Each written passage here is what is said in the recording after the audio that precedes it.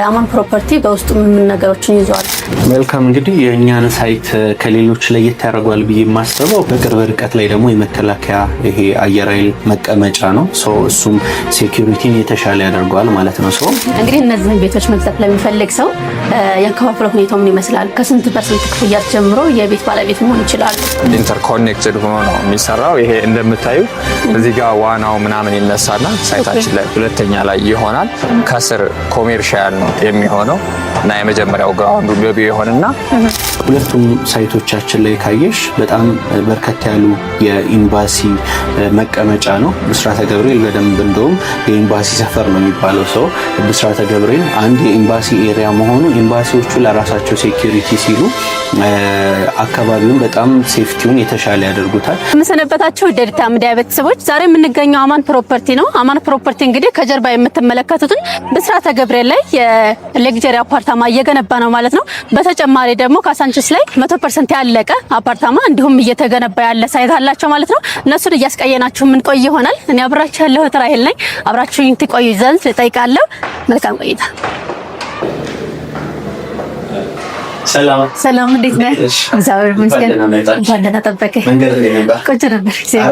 እሺ ቴንክ ዩ። ሻይና ምንም ወስጄ የመጣው ቴንክ ዩ። መልካም። እሺ እንግዲህ ካንተ ጋር በስልክ እንዳወራ ነው አንዳንድ ነጥቦችን አንስተን እያወራን ነበረ። የ30% ዲስካውንት እንዳደረጋችሁ ሰምቼ ነው የመጣሁት። ድርጅታችሁ ማን ነው? ምንድነው?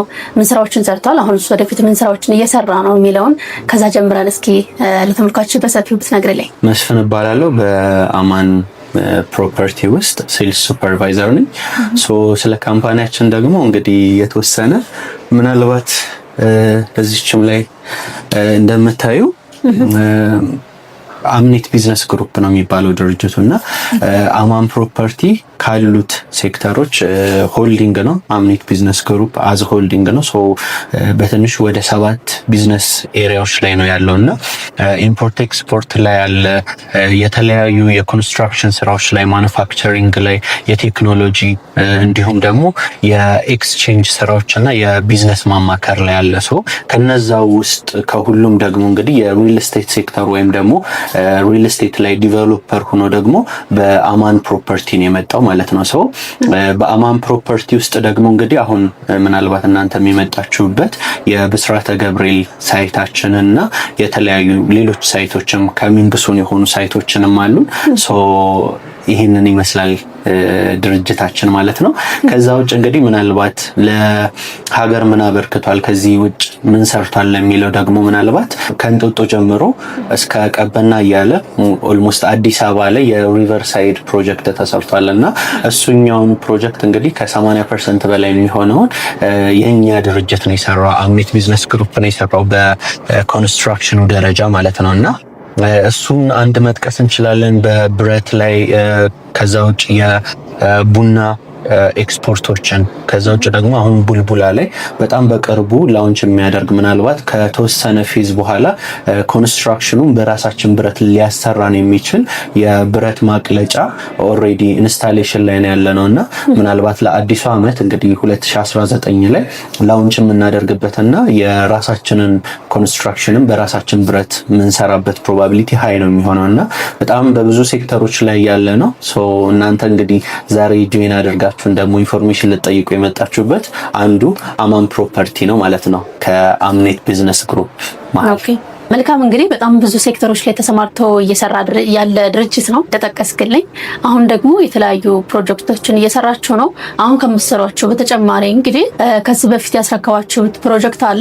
ካለስ ደግሞ የት ቦታ ነው ያስረከባችሁት? ለተመልካቾች አማኔታም ሲባል እስኪ ያስረከባችሁትን ሳይት ደግሞ ንገረን። እንግዲህ እንዳልኩሽ የተለያዩ ዘርፎች ላይ ተሰማርተን ነው የምንገኘው። ለሪል ስቴቱ አዲስ አይደለንም። የተለያዩ ኤሪያዎች ላይ ቤቶችንም አስረክበናል። ካዛንቺስ ያለውን መጥቀስ እንችላለን። ምናልባት ፉቴጅ ላይም ለደንበኞቻችን ማሳየት ትችላለሽ። ኦልሬዲ አሁን አብዛኞቹ ባለንብረቶች ተረክበው የፊኒሺንግ ስራዎችን እየሰሩ ነው የሚገኙት። አንዳንዶቹ እስከ ቀለም ድረስ ጨርሰው እኛም እንደ ማሳያ የምንጠቀማቸዋለን አንዳንዶቹን ቤቶች ማለት ነው። የካዛንቺስ ሳይት አለን። ከዛ ውጭ ጋዜቦ እንደዚሁ ያስረከብናቸው ባለንብረቶች ወደ ፊኒሺንግ ስራ እየገቡበት ያሉ ኦሬዲ እየተሰሩ ያሉ ሳይቶች አሉ። ስለዚህ ከዴሊቨሪ አንጻር ወይም ደግሞ ከማስረከብ አንጻር እነዚህን ሁለት ሳይቶች መጥቀስ እንችላለን መሀል ከተማ ላይ ካሉት። ከዛ ውጭ ደግሞ ወደ ቤቴል አካባቢ ስንሄድ ኮምፓውንድ ቤቶችን G+1 ቤቶችን እና G+2 ቤቶችን በኮሚኒቲ ደረጃ ያሉ ቤቶችን ኦሬዲ ያስረከብናቸው አሁንም ላይ ደግሞ የተወሰኑት በስራ ላይ ያሉ ማለት ነው። ሰው ከዴሊቨሪ አንጻርም ከዚህ በፊት ሴክተሩ ላይ ነበራችሁ ከሚለው አንግልም የተሻለ ፐርፎርም እያደረግን ስቲል እያስረከብንም አሁንም ደግሞ እየሰራ ነው የምንገኘው። አማን ፕሮፐርቲ በውስጡ ምን ነገሮችን ይዟል?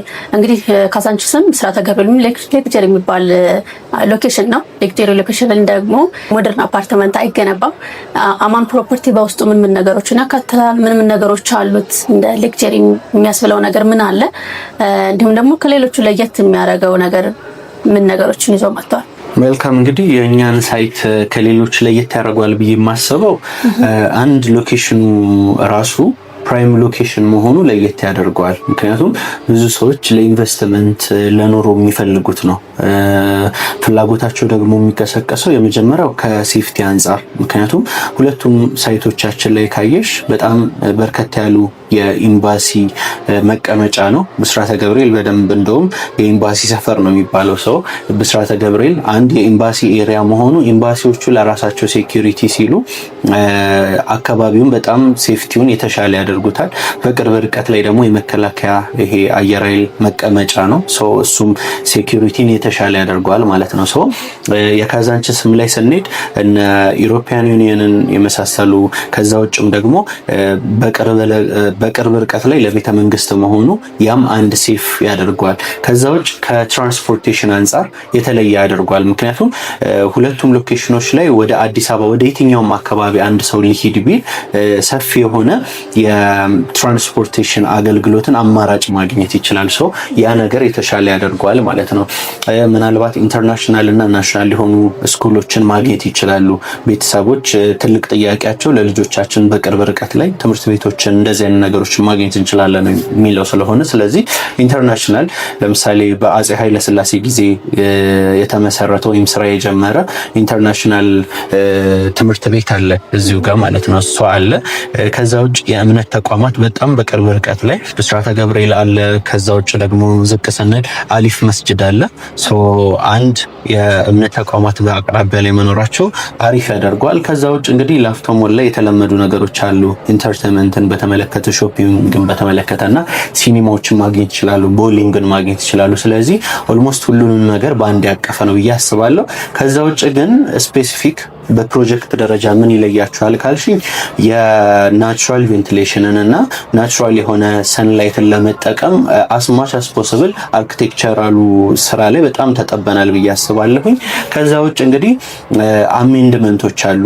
ከሌሎቹ ሪል ስቴቶች በጣም በትልቁ ሊለየን የሚችለው አሜንድመንቶች አሉ። ስለዚህ አንድ ሰው ባለሶስት መኝታውን ከገዛ በኋላ የውስጥ ፓርቲሽን አሰራሩ አልተመቸኝም ብሎ ካሰበ በራሱ ወይ ፍሎር ፕላኑን መቀየር ይቻላል። ስለዚህ ስትራክቸራል ቼንጅ እስካላመጣ ድረስ የሳኒቴሽን ወይም ደግሞ ይሄ ቢም ኮለን እስካልነካ ድረስ ያንን ማድረግ ይችላል። ከዛ በተለየ ደግሞ ሌላ ተጨማሪ ያደረግነው ምንድነው ከ21ኛው ፍሎር ጀምሮ እስከ መጨረሻው ያሉትን ፍሎሮች ምን አድርገናል? ኦፕን አድርገናቸው ነው የተውናቸው። ስለዚህ ለምሳሌ ትልቁ የካሬ አማራጭ ያለን 248 ነው።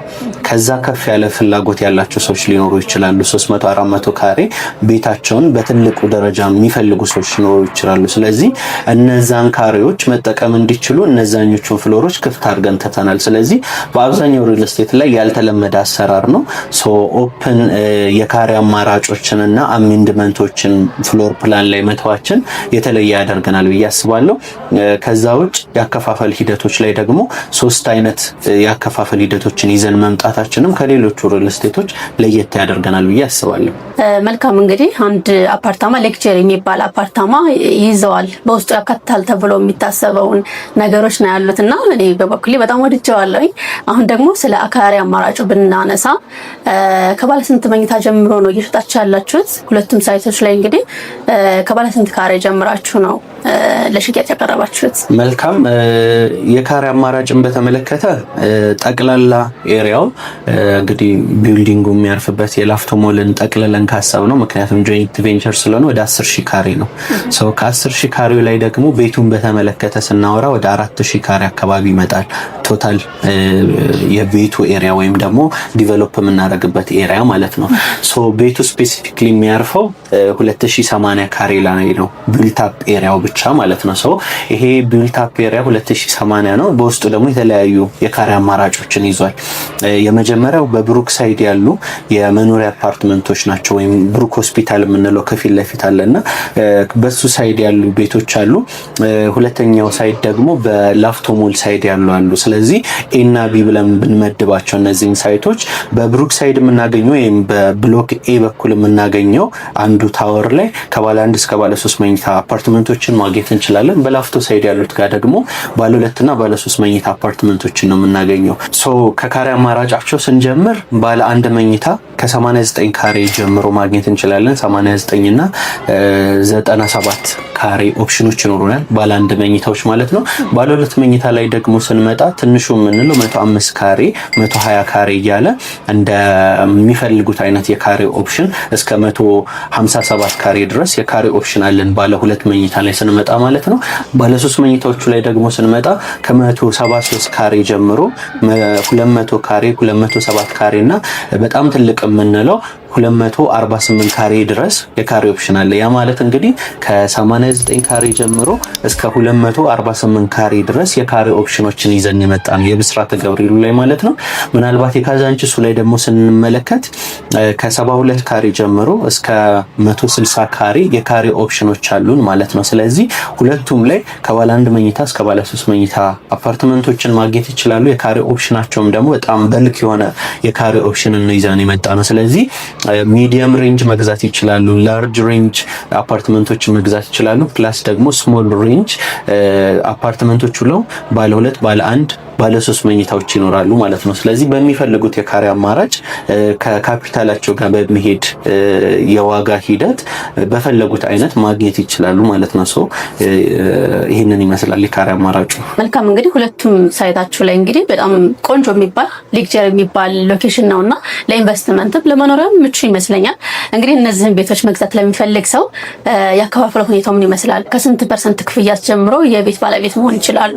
አሪፍ። እሺ እንግዲህ አከፋፈልን በተመለከተ ዋናው ጉዳይ ነው አይደለ? አንድ ሰው ኢንቨስት ከማድረጉ በፊት በጀት ምንድን ነው የሚመስለው፣ ከኔ በጀት ጋር መሄድ አከፋፈል አለ ወይ ምናምን የሚሉትን ነገሮች ጥያቄ ያነሳል ብዬ አስባለሁኝና ለሱ ደግሞ 3 አይነት ያከፋፈል ሂደቶችን ይዘን መተናል። የመጀመሪያው ኦፈር፣ ምናልባት እናንተም ሰምታችሁት የመጣችሁት የተለያዩ ኦፈሮች አሉን። እነሱን መጠቀም የሚችሉ ደንበኞች በዛ መስተናገድ ይችላሉ። አሊያም ደግሞ በጊዜ ሂደት መክፈል ይችላል። ወይም ታይም ቤዝድ የሚባል አከፋፈል አለ። በሚኒማል በየ3 ወሩ ወይም በየ4 ወሩ የተቀመጡ ስኬጁሎች አሉ። በነዛ ጊዜ ሂደቶች መክፈል ይችላሉ።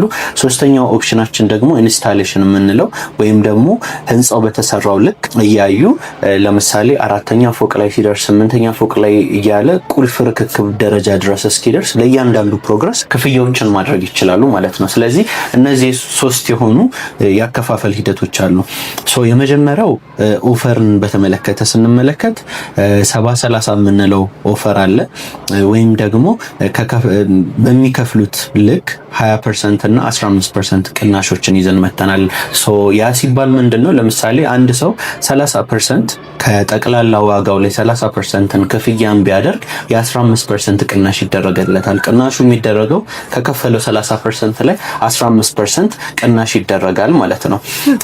ሌላኛው ደግሞ ከጠቅላላ ክፍያው ላይ ግማሹን ወይም 50%ን ቢከፍል ከከፈለው ክፍያ ላይ የ20% ወይም ከ50% ላይ ካልኩሌት የሚደረግ የ20% የዋጋ ቅናሽን ያገኛል። ሌላኛው ትልቁ ምናልባት እንግዲህ በሶሻል ሚዲያዎችም ላይ በተለያዩ ቦታዎች ላይ ደንበኞችን በሰፊው ሰምቶታል ብዬ የማስበው 70-30 የሚባል የአከፋፈል ሂደትን ይዘን መተናል። 70-30 ማለት አንድ ሰው ጠቅላላ ክፍያውን ለምሳሌ 10 ሚሊዮን ብር ነው ብለን ብናስብ የአንድ ቤት ዋጋ ጠቅላላ ክፍያው እሱን ክፍያ አንድ የጠቅልዬ ልክፈል ምን ያህል ቅናሽ ታደርጉልኛላችሁ ቢል የ30% የዋጋ ቅናሽ ይደረጋል። ስለዚህ በዚህ አከፋፈል ሂደት ወይም በዚህ ኦፈር አንድ ሰው የ10 ሚሊዮን ብር ዋጋ ያለውን አንድ አፓርትመንት በ7 ሚሊዮን ብር ወይም ደግሞ 30% ቅናሽ ተደርጎለት በ30% ቅናሹ ተጠቅሞ በ7 ሚሊዮን የግሉ ማድረግ ይችላል ማለት ነው። በካሽ ወይም ደግሞ ቀጥታ በጥሬ ዋጋ አንድ ክፍያ ሲያደርግ ማለት ነው። ስለዚህ በዚህኛው ሂደት ተጠቅሞ አንድ ሰው ቤቶችን ቢገዛ ሚኒማል ከ2.5 ሚሊዮን ብር ጀምሮ እስከ 9 ሚሊዮን ብር የዋጋ ቅናሽን ማግኘት ይችላል። ያንን ስልሽ ለምሳሌ ባለ አንድ መኝታው ላይ 89 ካሬውን የብስራተ ገብርኤልን ብንመለከት ወደ 10 ሚሊዮን 300 ሺህ ብር ነው ጠቅላላ ክፍያው በጊዜ ሂደት አንድ ሰው የሚከፍለው ማለት ነው። በዚህ የዋጋ ቅናሽ ግን ቢጠቀም በ7.3 ጠቅላላ ክፍያ አንዴ ከፍሎ ሙሉ ክፍያውን ጨረሰ ማለት ነው። ስለዚህ የቤቱ ባለቤት ይሆናል። ቁልፉን ብቻ ነው የሚጠብቀው ማለት ነው። በእነዚህ አይነት የአከፋፈል ሂደቶች ቤቶችን እየሸጥን ነው የምንገኘው። መልካም እንግዲህ ስለ አከፋፈል ሁኔታውና ስለ ካሬው ይሄን ያህል ካለን ደግሞ ሪል ስቴት ላይ በጣም ብዙ ጥያቄ ሊነሳ የሚችለው ኢንቨስት ያደረጉበትን ቤት በምን ያህል ጊዜ ሊረከቡ ይችላሉ? እናንተስ በምን ያህል ጊዜ ነው የምታስረክቡት? አሪፍ ሰው እንግዲህ ዴሊቨሪ ታይምን በተመለከተ የብዙ ሰዎች ጥያቄ ነው እያስባለሁ። ሪል ስቴት ላይ በተደጋጋሚ ሰዎች ኮንፊውዝድ የሚሆኑበት ለዲሲሽንም ከባድ የሚያደርገው ብዬ የማስበው ዴሊቨሪ ታይሙን አለማወቅ ነው። ነገር ግን ያው የኛ ካምፓኒ ከዚህ በፊት ያስረከባቸው ሳይቶች አሉ። ሰው ያ አንድ ዴሊቨሪ ላይ የተሻለ ፐርፎርም እያደረገን እንደሆነ አንድ ማሳያ ነው ብዬ አስባለሁኝና የእነዚህን ፕሮጀክቶች ስንመለከት ሁለቱም ሳይቶቻችን ላይ ተመሳሳይ የዴሊቨሪ ታይም ነው ያለው 30 ወራት ወይም ደግሞ 2 ዓመት ተኩል ፕሮጀክቶቹን የምናስረክብበት ነው የሚሆነው ማለት ነው። ሶ ዴሊቨሪ ታይሙን በተመለከተ በ2 ዓመት ጊዜ ተኩል ውስጥ የምናስረክብ ነው የሚሆነው። ከዛ ውጭ በእነዚህ 2 ዓመት ተኩል ጊዜ ውስጥ አንድ ሰው ውል ከተዋዋለ በኋላ ምንም አይነት የኢንፍሌሽን ወይም ደግሞ ስካሌሽን አያሳስበውም ማለት ነው። ለምሳሌ በ10 ሚሊዮን ብር የተዋዋለ ሰው እስከ መጨረሻው ድረስ በ10 ሚሊዮን ነው የሚዋዋለው።